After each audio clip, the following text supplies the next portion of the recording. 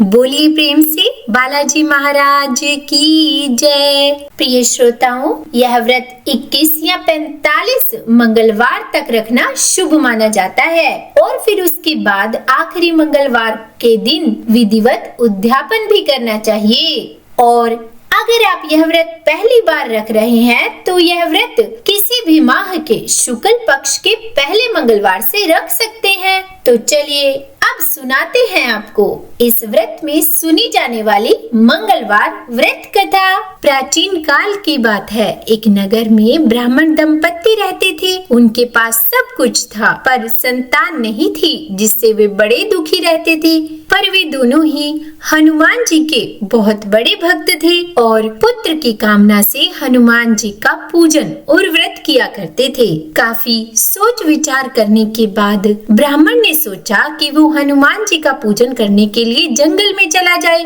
और वो जंगल में चला गया। वहाँ पर रहकर वो हनुमान जी का पूजन किया करता और पुत्र की कामना करता था। घर पर रहकर ब्राह्मणी भी मंगलवार का व्रत रखने लगी। एक बार कुछ ऐसा संयोग हुआ कि मंगलवार को एक और व्रत पड़ गया, जिसके कारण ब्राह्मणी उस मंगलवार को हनुमान जी को भोग न लगा सकी, जिसका उसे बड़ा ही दुख हुआ। और अंत में उसने निश्चय किया कि अगले मंगलवार को ही वह हनुमान जी को भोग लगाएगी और उसके बाद ही भोजन करेगी, जिसके कारण वह 7 दिन तक भूखी प्यासी रही।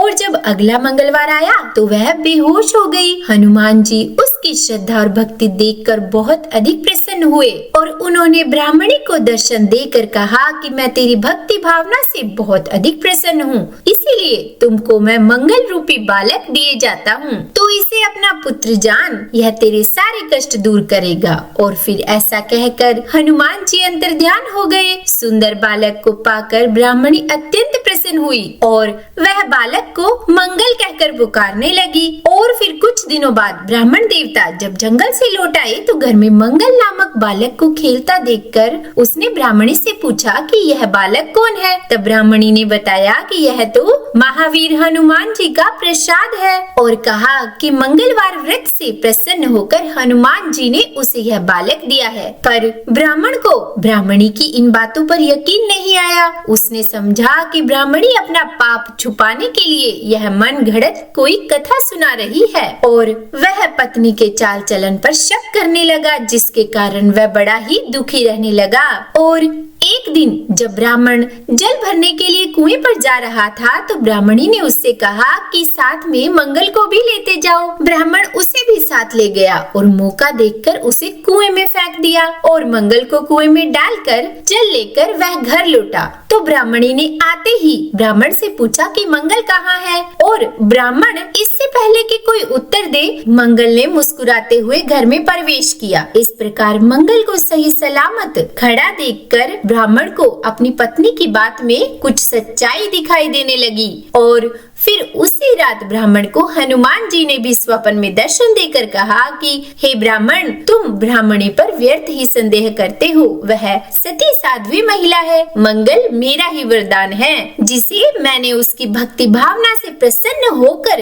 दिया है, इसीलिए तुम मंगल को अपना पुत्र ही जानो। ब्राह्मण को यह बात सुनकर बहुत ही खुशी हुई और वह मंगल को अपना पुत्र मानने लगा। और तभी से उसकी श्रद्धा हनुमान जी में और भी बढ़ गई और वह उसके बाद पूर्ण श्रद्धा भक्ति भाव से हनुमान जी का व्रत रखता और कथा सुनता। धीरे धीरे उसके सभी दुख और अभाव समाप्त हो गए। तो बोलिए बजरंगबली की जय। हे हनुमान जी, आज की ये कथा कहने, सुनने या सुनाने में हमसे कोई गलती हो गई हो तो हमें क्षमा करना। और अब सुनाते हैं आपको मंगलवार व्रत की एक दूसरी कथा, जिसके अनुसार एक नगर में एक बुढ़िया रहती थी। उसके मंगलिया नाम का एक पुत्र था। वृद्धा को हनुमान जी पर बड़ी ही आस्था और श्रद्धा थी। वह हर एक मंगलवार को हनुमान जी का व्रत रखकर यथाविधि उन्हें भोग लगाती थी। इसके अलावा मंगलवार को न तो वह लिखती थी और न ही मिट्टी खोदती थी। इस प्रकार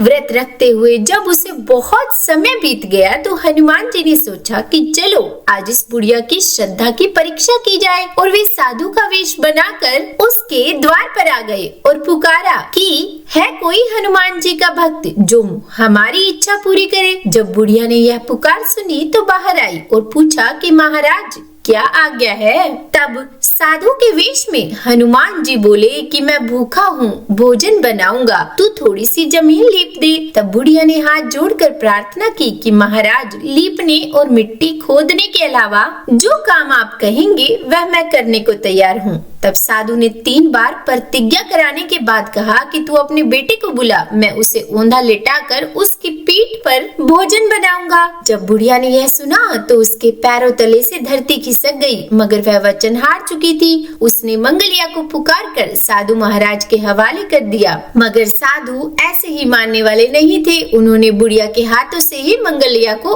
औंधा लेटाकर उसकी पीठ पर आग जलवाई। आग जलाकर दुखी मन से बुढ़िया अपने घर के अंदर जाकर रोने लगी। साधु जब भोजन बना चुका तो उसने वृद्धा को बुलाकर कहा कि वह मंगलिया को पुकारे ताकि वह आकर भोग लगा ले। वृद्धा आंखों में आंसू लिए कहने लगी कि अब आप उसका नाम लेकर मेरे हृदय को और मत दुखाइए, लेकिन साधु महाराज नहीं माने। उन्होंने वृद्धा को भोजन के लिए मंगलिया को पुकारने के लिए कहा, और जैसे ही वृद्धा ने साधु की बात मानकर मंगलिया को आवाज दी तो मंगलिया बाहर से हंसता हुआ घर में दौड़ा आया। मंगलिया को जीता जागता देखकर वृद्धा को बहुत आश्चर्य हुआ और वह प्रसन्न भी हुई, और उसके बाद साधु महाराज के चरणों में गिर पड़ी। हनुमान जी ने भी उसे अपनी असली रूप में दर्शन दिए और फिर हनुमान जी ने उसे सभी प्रकार के सुखों का आशीर्वाद दिया और अंत में वे अंतर्ध्यान हो गए। तो बोलिए हनुमान जी की जय। यह कथा यही समाप्त हुई।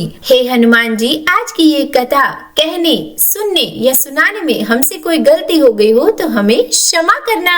उम्मीद करती हूँ ये कथाएं आपको अच्छी लगी होगी। अगर वीडियो पसंद आई हो तो लाइक एंड शेयर कीजिएगा, और चैनल पर नए हैं सब्सक्राइब नहीं किया है तो सब्सक्राइब भी कर ही दीजिएगा। और हाँ, कमेंट बॉक्स में हनुमान जी की जय लिखना बिल्कुल भी मत भूलिएगा। तो बोलिए बजरंग बली की जय।